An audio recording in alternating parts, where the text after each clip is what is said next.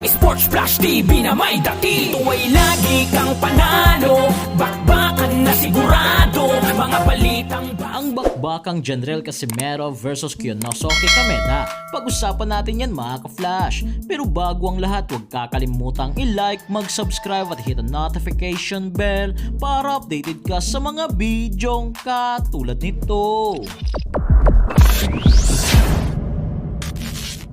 So isang magandang balita nga po mga ka-flash dahil ang ating 3 Division World Champion angas ng Pinas, Jandrel Cuadro Alas Casimero sa naging weigh-in nga po kanina ay nakuha nga po nito ang tamang timbang o pasok sa weight limit na 128 pounds na kung saan tumimbang nga po si Casimero ng 57.8 kilograms na ganun din nga po dito si Kyonosuke Kameda kung saan tumimbang ito ng 57.8 kilograms.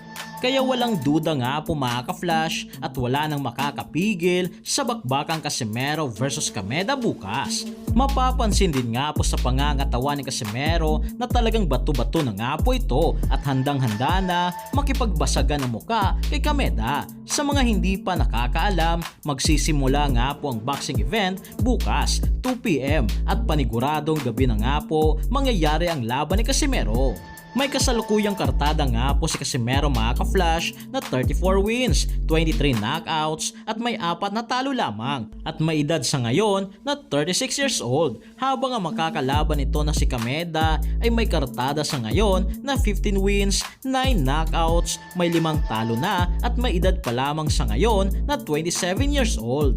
Sa laban nga po na ito ni Casimero mga ka-flash, hindi pa nga lang nagsisimula ang laban ay paldong-paldo na nga po si Casimero dahil sa dami nitong sponsor na kahit bihira lang po lumaban si Casimero ay marami pa ring sponsor ang nag-o-offer kay Casimero ng malaking bayad. Katibayan lang po ito mga ka-flash na talagang kilalang boksingero itong si Casimero na isang 3 Division World Champion at hindi bababa sa 10 million pesos ang buong kikitain ni Casimero.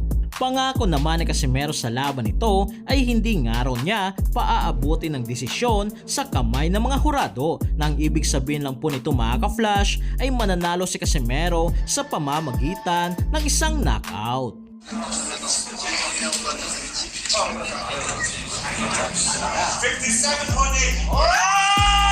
軽量クリアです。そしてカメラサクトンサクト。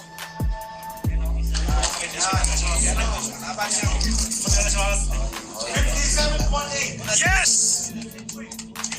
So yan lang para sa ating balitang boxing. Ano bang masasabi nyo tungkol dito? Para sa inyong komento at reaksyon ay komento nyo na sa baba. Hanggang sa muli, ito ang The Sports Flash TV. Laging bago, balitang boxing, laban na kasado. Di papahuli, pagdating sa bakbakan, mga pambato na patuloy ang laban. Sasaliksikin ang bawat babalita, talagang diin, bawal ang mahina sa loob ng ring. Merong pambihira, mga kamao na nagiging bida.